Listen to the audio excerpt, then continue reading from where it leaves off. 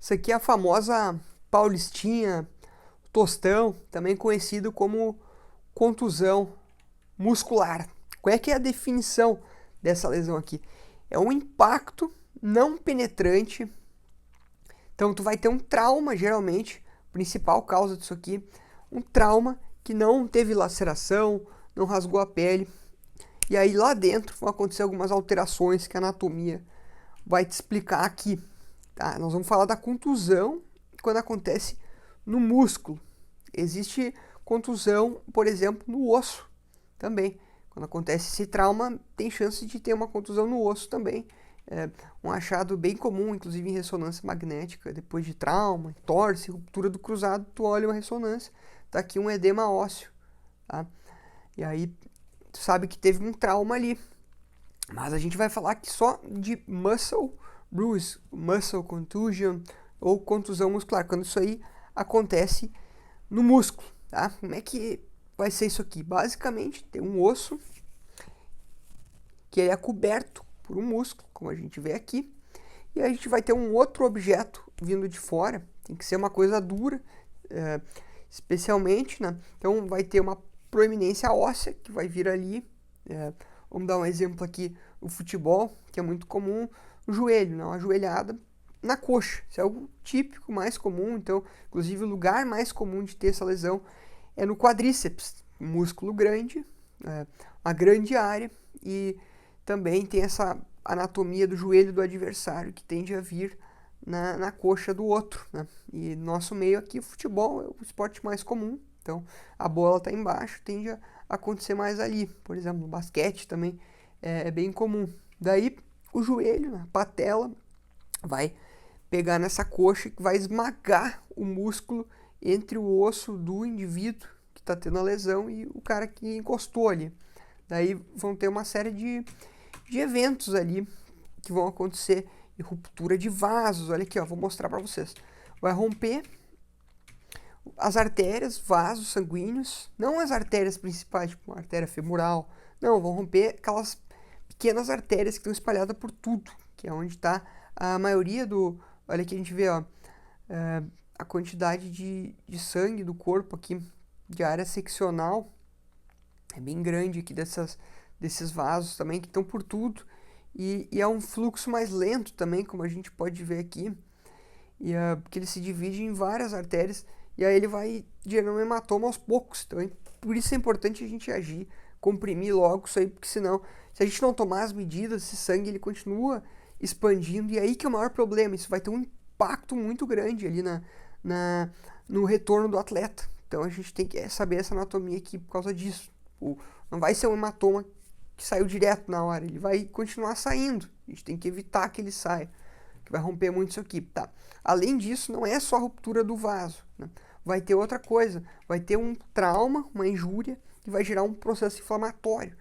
E essa inflamação aqui, entre os processos, como a gente vê aqui, cascata de eventos da patologia, vai ter basicamente essa vasodilatação, aumento da capilaridade. Então, vai tender a acontecer isso aqui, ó, vasodilatação, edema, também vai ter no final de tudo isso aí uma exudação. Então, o capilar aqui, ó, ele vai ficar mais permeável e vai começar a vazar líquido, além de sangue, plasma também e outras células ali para tentar, inclusive, regenerar aquilo. Mas isso tudo favorece o edema e esse edema aumente. Então, esse aqui é o processo todo que envolve os capilares, e no final vai ter mais filtração aqui saindo para esses tecidos dos vasos do que a reabsorção com esses eventos todos nessa lesão aqui. Então, além do joelho, na coxa, que é comum, pode acontecer, olha ali, ó, outra proeminência óssea, o olecranon. Daí é mais difícil ter uma cotovelada na coxa, né? Aí nesse caso a topografia mais comum é no braço, né? Por causa da altura, quando vir na cabeça, né? No supercílio, que é comum, no nariz, uma cotovelada, daí vai ser um outro tipo de lesão, porque vai ser um outro tecido, né? Vai ter laceração, geralmente, ferimentos corto-contusos, que não é essa lesão aqui, tá? Então, na contusão muscular do braço, daí tende a ser acometido, inclusive, o braquial, por causa da anatomia. O braquial, ele é mais profundo. Vamos pegar uma secção transversa aqui, a gente vê, ó, que o braquial, ele é mais próximo do osso, inclusive, ele que na parte lateral é quem fica suscetível aqui, ó, nessa área aqui, já não tem o bíceps, ó, o bíceps tá aqui, o braquial tá vindo aqui, ó. E é geralmente aqui que vem o impacto, inclusive, que não bate de frente, né? A gente tem esse plano escapular, tem rotação interna também aqui, então não bate aqui no bíceps, bate no braquial, que é onde vai ter essa lesão. Outro exemplo aqui, ó, uma bicuda no futsal, muito comum, né? Na panturrilha, que foi o que aconteceu comigo aqui, ó. Olha o edema que eu tive na perna esquerda. Eu vou comentar essa lesão aqui, vou botar uma parte prática para vocês aí, que o médico da seleção brasileira de futsal, eu liguei para ele, ele me passou tudo em primeira mão. Mas antes, vamos terminar de ver a anatomia aqui. Onde que acontece essa lesão? No músculo, no ventre, que é o mais gordinho. Porque senão, se for nessas outras partes de tendão, aqui a aponeurose, por exemplo, tem menos área, tem menos chance de pegar ali, e se pega ali, outros lugares, por exemplo, aqui ó, no osso, tipo na face medial da tíbia, daí vai ser uma fratura, não vai ser uma contusão. Então, onde que tem mais músculo é onde tende a ser essa lesão aqui, senão vai ser outra coisa, e é no ventre, então, que acomete. Então, já expliquei o processo para vocês, fisiopatologia, como é que nós vamos examinar? Em duas coisas aqui no exame físico: amplitude de movimento, se está conseguindo mexer, que aí se está muito bloqueado, o movimento já indica que aquele hematoma está maior, que é mais grave, teve mais extravasamento, né? E aí a gente tem que, já espera um prognóstico pior e tem que agir para ele não continuar aumentando mais. E outra coisa, palpar, para ver se tem um gap macroscópico no músculo, porque se tiver isso aí, daí vai indicar que rompeu fibra muscular junto, que é o que pode acontecer nesse trauma junto. Sempre rompe fibra junto com os vasos, mas tem que ver se rompeu uma quantidade considerável de fibra, porque aí o prognóstico vai ser pior. Inclusive depois aí uns 2-3 dias, se tiver dificuldade para movimentar ativamente, ainda indica que teve ruptura de fibra considerável junto. Então, ó, esse aqui é um algoritmo do artigo mais citado da literatura médica das lesões. Aí ele tem um fluxograma aqui, que a gente já viu do exame físico. Depois a gente vai diagnosticar, além com exames de imagem, para ver se rompeu ou não fibra. Daí pode ser feito ultrassom, ressonância, por exemplo, entre os principais para a gente avaliar isso. E sempre tem que, né, além da história ali, eventualmente o raio-x, se for que não pode deixar passar uma fratura, né? E também aí para ver se teve ruptura muscular junto ou eventualmente de um tendão. E outra coisa que tem que ver se não teve isso aqui, ó, que aí é um trauma, uma energia maior, que é essa lesão de Morel-Lavallée aqui, que aí além do hematoma muscular subcutâneo, tu tem um deslovamento da fáscia profunda com o subcutâneo, que vai gerar, além de rompimento de vaso, rompimento considerável de linfáticos. Aí vai ter uma coleção muito mais suscetível a infectar ali, e que vai liberar mais mediadores inflamatórios, vai causar mais dor, vai ser um quadro mais exuberante. Isso aqui é bem grave, tem uma tendência ainda maior de formar uma complicação chata dessas contusões, que é uma miosite ossificante. Então, ficar atento, mas isso aqui é mais raro, tá? Como é que nós vamos tratar, então? Como é que nós vamos agir? Tem que ver se rompeu fibra ou não, tá?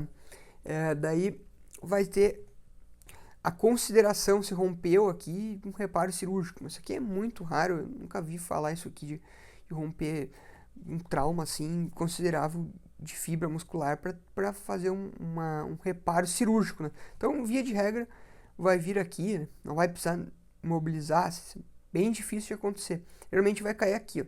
Daí vai cair naquelas medidas tradicionais do Price, que eu já venho falando aqui ao longo de todas as aulas do curso, né?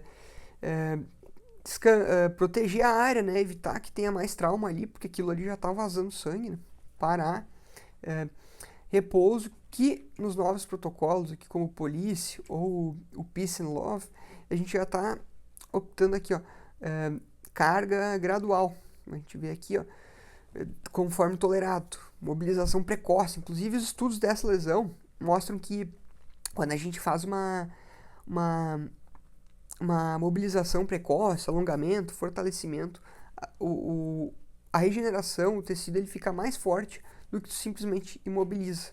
Então, isso aqui já está um pouco para trás, já tem se preconizado os outros. Aí gelo, o gelo, claro, para a gente ter vasoconstrição, e aí a gente vai evitar que aquele hematoma ele se continue aumentando, né? E o gelo ele tem propriedades anti-inflamatórias, que dessa maneira a gente vai diminuir aquela explosão de mediadores inflamatórios que vai causar todo aquele quadro de maior edema, mais dor. Enfim, e aqui esse algoritmo ele já é dos anos 2000 aqui, que ele fala em 24 a 48 horas de gelo, mas na verdade a gente já sabe hoje que isso é arcaico. O gelo ele é benéfico em etapas além disso aí, pode usar várias vezes ao dia, até mais de 20 minutos, ele tem essas propriedades benéficas, anti-inflamatórias, então dá para continuar usando. Aí depois dessa fase aguda, do Price aqui, que além disso, isso aqui é muito importante, ó, a compressão para evitar que aquilo se espalhe. A gente já vai falar um pouco mais disso. E a elevação, especialmente não só elevar a perna, por exemplo, tem que ficar no nível do coração, que aí hemodinamicamente favorece esse retorno. E agora falando do calor, um pouco mais para frente ali, que a gente quer drenar aquele hematoma. Então o calor ele vai fazer uma vasodilatação, vai aumentar o retorno linfático para tirar aquele edema, e ele também vai aumentar o fluxo arterial para levar mais O2, que o oxigênio é um grande aliado na regeneração desses tecidos aí, tá? Então dá para alternar entre calor e gelo, conforme a gente vai ver que foi o que eu fiz ali no meu caso, tá? Falando aqui especificamente da compressão, isso aqui é muito importante e que seja feito junto com o gelo imediatamente, tá? No caso do quadríceps, que é o mais comum, existe isso aqui, ó, 120 graus de flexão do joelho, e olha só, de 24 a 48 horas, manter isso aqui comprimido dessa maneira aqui, para evitar que o edema se espalhe, vai ter um impacto muito grande no prognóstico, isso aí. Além disso, depois seguir com movimentos ativos de alongamento, flexão e extensão dentro do tolerado, e tudo que for aumentar a oferta de oxigênio ali junto. Então, até às vezes tu vai fazer uma bicicleta, alguma coisa assim, que nem vai botar aquele membro, você nem consegue mexer, mas só de aumentar o fluxo sanguíneo do corpo, botar mais O2 ali, já auxilia no processo de regeneração. No meu caso, na panturrilha, o que o Paulo, médico da seleção brasileira, disse para eu fazer? Primeira coisa, compra uma atadura, ele falou, e comprime isso aí. E foi o que eu fiz, que estava aumentando o edema. E uma particularidade da lesão no quadríceps, que é mais comum, aqui, como o músculo quadríceps é muito grande, então quando a gente faz um exercício, tem vasodilatação e o músculo incha, né? O quadríceps ele tem um grande espaço ali para inchar, né, dilatar entre as faces, então acumula um grande edema ali. Isso é ruim e bom, né? Porque tu vai ter um grande edema que tu vai acumular antes de ter uma síndrome de compartimento, por exemplo, mas daí tu vai ter um hematoma bem grande também. Já na perna, aqui como eu tive, foi um baita de um edema, como a gente viu aqui na imagem, olha só como ficou a perna esquerda. Mas já estava muito tensionada aquela face ali, eu estava com bastante medo de que eu fosse ter uma síndrome compartimental ali, que é bem raro nesse tipo de lesão, mas então a compressão ajudou. Daí além disso, a analgesia, também já coloquei o gelo aqui do ladinho, como vocês podem ver, e o pé elevado, esse foi o dia 1 ali. Então, como é que foi evoluindo isso? Ó? Isso aqui era indo um dia após, o pé elevado ali, ó, o edema, ainda a coloração vermelhinho claro aqui. Vou mostrar para vocês o espectro equimótico. Pé elevado sempre. E aí eu fiz um ultrassom para ver se teve ruptura de fibra ou não. Não teve. Eu só tinha bastante edema aqui, ó, subcutâneo, inclusive pelo o trauma, né? Que o trauma ele não lesiona só o músculo. E todo aquele processo inflamatório ali, ele, ele gera mediadores que vão se espalhando e vasodilatação e calor e tudo isso aí foi acontecendo comigo. Eu fiquei a semana inteira. Tive um jogo no final de semana e eu tinha jogo no outro. Era uma final. Eu tava tentando preparar para jogar a final, né? Aí, trabalhando na UBS, lá no estágio de Medicina Social, o pé enfaixado, e comecei a recuperação ativa já, com treinamento em academia. Olha isso aqui, ó, como é que eu tava com dificuldade para caminhar, e olha ali, ó, olha o volume, e o hematoma ali, ó. Mas olha só, tava muito inchado isso aqui, e tava bem difícil até para caminhar, assim, mas eu segui forçando, assim. E isso, essa etapa ativa da recuperação é muito importante para te fazer essa recuperação. E ó, como é que já tava aqui, 2 dias ali após a lesão, observa que já foi mudando a coloração, gelo. E aí depois de uma semana ali eu consegui jogar, né? A gente foi campeão no campeonato ali. Tiveram 2 finais esse dia e a gente, olha, ganhou, né? Mas olha como é que tava a perna ali, ó. Olha só olha a minha expressão ali e a coloração já amarelada. Olha só a evolução aqui, ó. Isso aqui é explicado pelo espectro equimótico de Legrand do Sauly, que mostra a degradação da biliverdina, que está dentro das hemácias. Então, ó, primeiro dia vermelhinho, olha ali, ó, primeiro dia, como é que tava aqui rosinha, ó, dia 4. Daí, ó, dia 7, 2, 3 dias depois, violáceo e indo já pro azulado, ó, bem como tava aqui, ó. Daí, 7 dias, uma semana, aqui nessa foto, terceiro não dá pra ver direito o verde amarelado, mas aqui dá, ó, depois do jogo, ó, nessa com a luz aqui, ó. Olha, parece que tá ictérica a minha perna aqui, e também com esse roxo. E o edema ele vai descendo, né, pela gravidade. Chegou lá no pé, ó. Observa que no início aqui não tinha. Aí chegou lá embaixo, no meu pé. E aí demora 2 semanas, assim, 2 ou 3 semanas para isso sair completamente. E como é que é o processo de regeneração ali?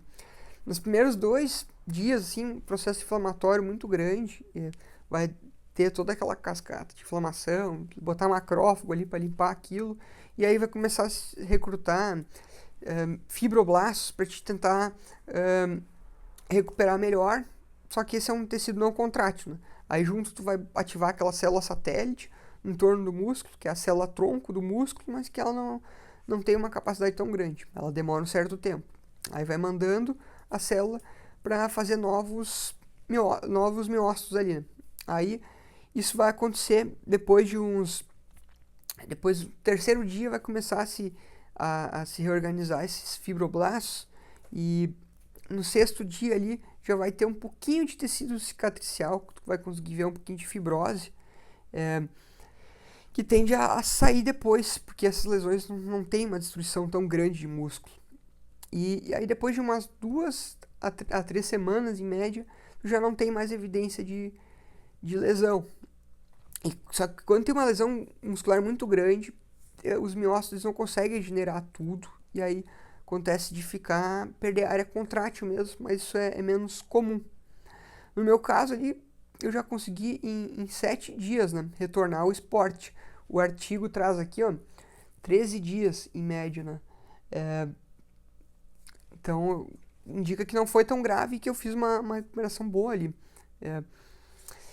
E, claro, depende da quantidade da energia do trauma que tu vai ter, mas principalmente do que tu vai fazer depois daquele evento. Que no meu caso eu tive a ajuda do médico da seleção brasileira de futsal para uma lesão típica do futsal. Então eu agi imediatamente com a terapia farmacológica e principalmente com a compressão e com o gelo ali, e fui fazendo recuperação ativa. Então isso aí fez toda a diferença. Às vezes a gente vê até na NBA, e os caras têm essas contusões e eles saem do jogo e não fazem essa compressão que auxilia no retorno ali. Além disso, exercício de flexibilidade, força, isso tem provado que que ele aumenta a remodelação depois dos miócitos, né? E diminui a deposição de colágeno. E aí tende a células se reorganizarem melhor, recuperar mais força do que simplesmente ficar parado. Então isso é super importante. O que pode dar de problema aqui, ó? Muito comum é isso aqui, ó, formar osso após o hematoma. Isso aí é miosite ossificante. Isso aqui é até uma lesão específica de esporte de futebol americano, por exemplo, que é o tackler, né? Isso aqui é trauma no braquial, ele tende especialmente esse trauma repetitivo, ele tende a formar esse tipo específico de miosite na região do braquial, né? Então, além disso, ó, na coxa aqui, ó, no fêmur, né, que é um local mais comum, mostrando uma ossificação no entorno. Isso aqui ali do lado super exagerado, né? Não é, isso aqui não vai acontecer por um trauma esportivo assim do nosso meio. É só para demonstrar um hematoma aqui, calcificação. Olha aqui um hematoma gigantesco na região do quadríceps e pode vir a formar uma miosite. Olha só, até 20%, 1 em cada 5 casos pode gerar isso aqui, né? Aqui é um exemplo na panturrilha. Aqui a gente vê de lado, anteriormente aqui o tibial anterior, daí a tíbia, e atrás aqui, ó, na região do sólio, que é aquele músculo mais profundo, a gente vê uma calcificação de um hematoma prévio, né? Aqui, ó, a tíbia, fíbula aqui o tibial anterior, daí aqui os músculos flexores, os músculos da camada profunda da parte posterior. E aí aqui a gente tem o sólio e na região mais medial ali a calcificação e aqui mais superficial as duas cabeças do gastrocnêmio. Então é bem grave. E aí o osso ele não se forma do nada, né? A gente falou aqui no curso a ossificação. Tem um molde endocondral, que aí vai até se calcificar, pode levar 6 meses a 1 ano.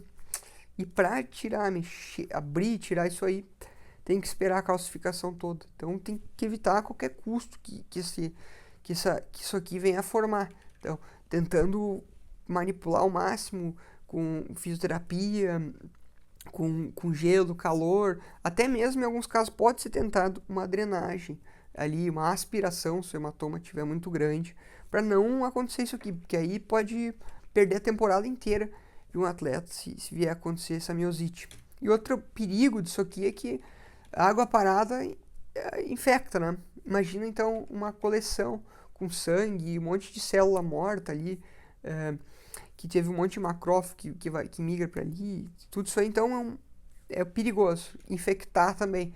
E quem me avisou disso aí até quando eu tive aquela lesão, o Dr. Carlos Matos lá da PUCamp, que criou essa competição aqui, a Olimpíada de Ortopedia. E aí a gente se fala e ele me mandou um direct quando ele viu assim, cara, cuidado que isso aí pode infectar, fica atento, porque não é incomum esse tipo de trauma que vir a infectar. No meu caso não aconteceu nada, esperei bem e ganhei o campeonato e espero que vocês, atletas de vocês, façam o mesmo, recuperação ativa e ação imediata após esse trauma com base na anatomia.